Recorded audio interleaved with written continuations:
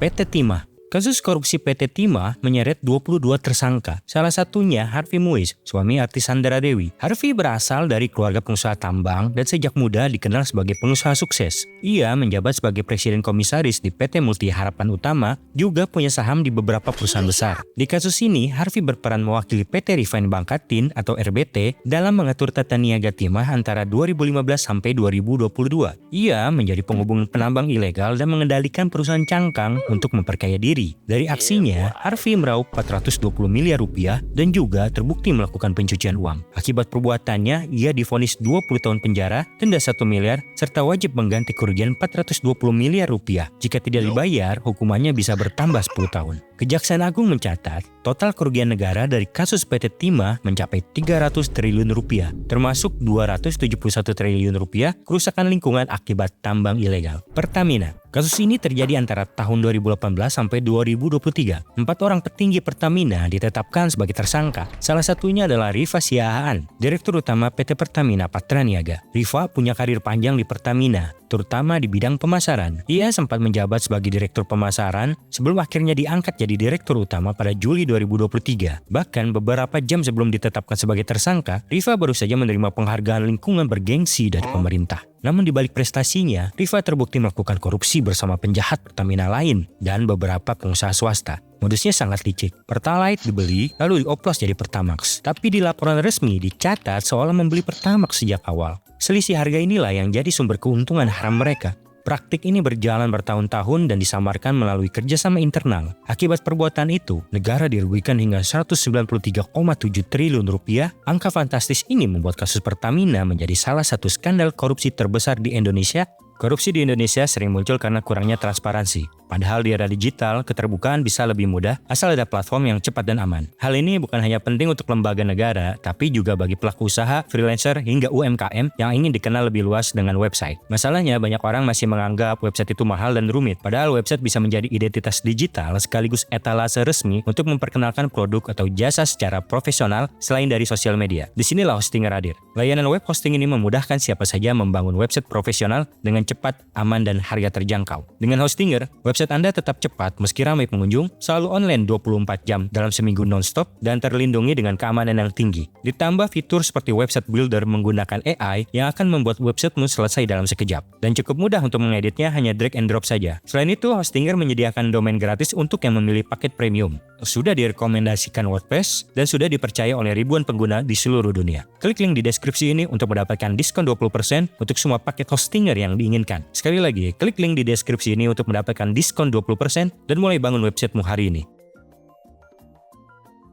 BLBI. Kasus bantuan likuiditas Bank Indonesia atau disingkat BLBI terjadi saat krisis moneter 1997 sampai 1998. Waktu itu banyak bank hampir bangkrut. Jadi pemerintah lewat Bank Indonesia menyalurkan 147,4 triliun rupiah ke 48 bank untuk penyelamatan. Tapi uang ini justru banyak disalahgunakan. Hasil audit menunjukkan ada kerugian negara 138,4 triliun rupiah, termasuk penyimpangan besar hingga 54,5 triliun rupiah. Salah satu tokoh penting di balik kasus ini adalah Samsul Nur Salim, pemilik Bank Dagang Negara Indonesia atau BDNI. Banknya dapat kucuran BLBI senilai 27,4 triliun rupiah. Tapi Samsul hanya mengembalikan 1 triliun rupiah tunai. Sementara BDNI sudah memakai 248,5 miliar rupiah untuk menutup utang perusahaan lain, yaitu grup Gajah Tunggal. Tahun 2002, BDNI justru diberi surat keterangan lunas atau SKL oleh Badan Penyihatan Perbankan Nasional atau BPPN. Padahal pada 2008, jaksa menemukan tunggakan utang Samsul masih mencapai 660 juta dolar Amerika Serikat. Lalu pada 2017, KPK menetapkan pejabat BPPN, Syafruddin Arsyad, sebagai tersangka karena dianggap bekerja sama dengan Samsul dalam menerbitkan SKL tersebut. Kasus ini makin keruh karena ada suap. Jaksa Urip Trigunawan tertangkap menerima uang dari Artalita Suryani, orang dekat debitur BLBI. 2018, KPK menetapkan Samsul dan istrinya, Ici Nur Salim, sebagai tersangka. Tapi Mahkamah Agung membebaskan Syafruddin, menilai ia tidak melakukan tindak pidana. KPK sempat mengajukan peninjauan kembali, tapi ditolak oleh MA pada Juli 2020. Akhirnya pada 2021, KPK resmi menghentikan penyidikan atau SP3 kasus Samsul Nur Salim dan Ici Nur Salim. Terkait dugaan tindak pidana korupsi yang dilakukan oleh tersangka SN, selaku pemegang saham pengendali Bank Dagang Nasional Indonesia dan ISN Penghentian penyidikan ini sesuai dengan ketentuan pasal 40 Undang-Undang KPK.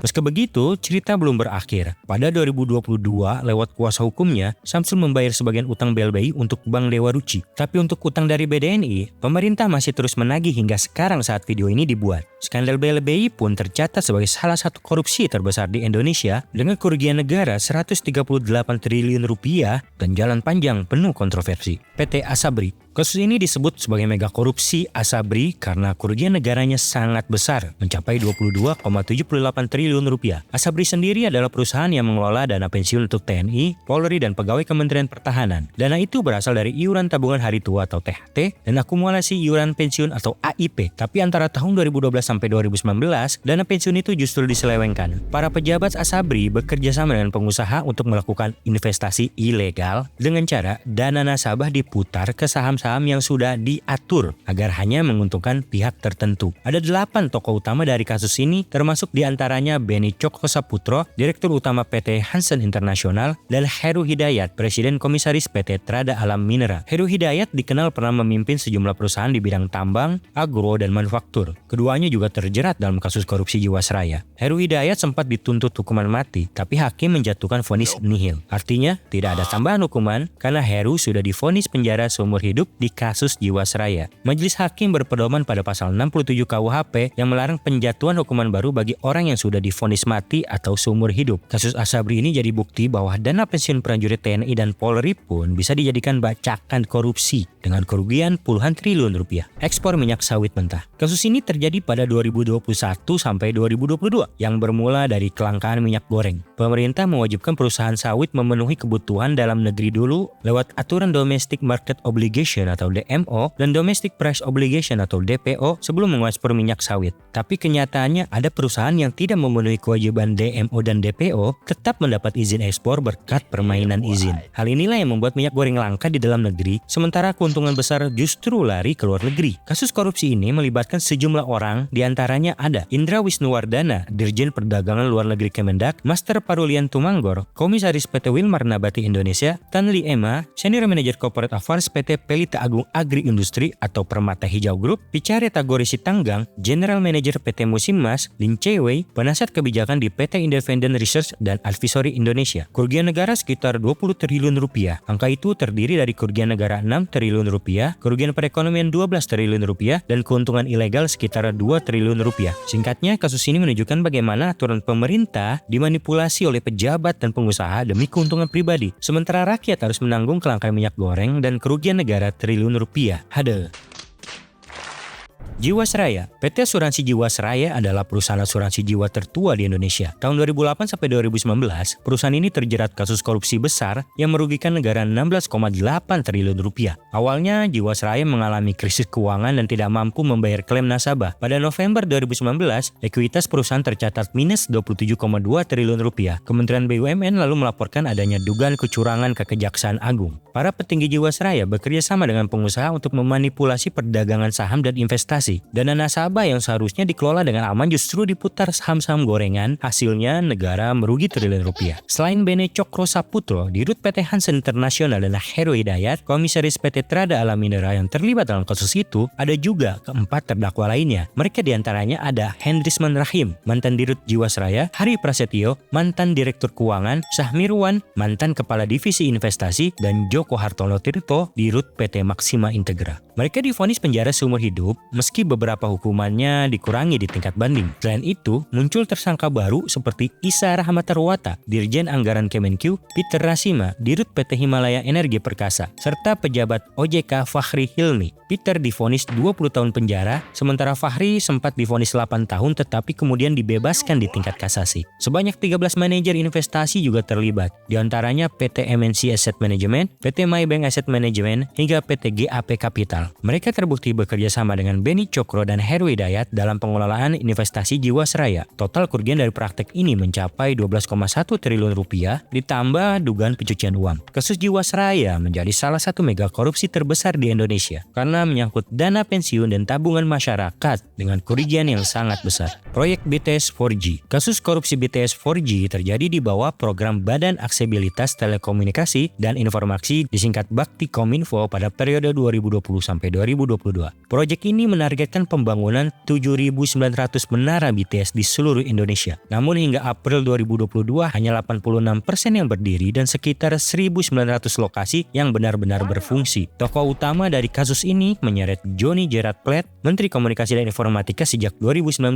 Johnny adalah politisi Partai Nasdem. Sebelumnya pernah menjabat sekjen partai tersebut. Latar belakangnya berasal dari pendidikan pelayaran dan ekonomi sebelum aktif di politik. Johnny bersama sejumlah pihak terlibat dalam manipulasi proyek paket 1-5 penyediaan BTS 4G. Alih-alih membangun sesuai target, dana proyek justru diselewengkan lewat laporan fiktif, penggelembungan harga dan pembayaran tanpa realisasi. Selain Johnny, Kejaksaan Agung juga menetapkan Anang Ahmad Latif, Direktur Utama Baktikominfo. Ada juga Galumbang Menak Simanjuntak, Direktur Utama PT Mora Telematika Indonesia, Yohan Suryanto, Tenaga Ahli Human Development Universitas Indonesia, Muhammad Yusrizki, akun Direktur PT Huawei Tech Investment, dan Irwan Hermawan, Komisaris PT Solitech Media Sinergi. Proyek yang seharusnya menghadirkan internet merata justru berubah menjadi mega korupsi sebesar 8,32 triliun rupiah, merugikan negara dan masyarakat yang membutuhkan akses digital.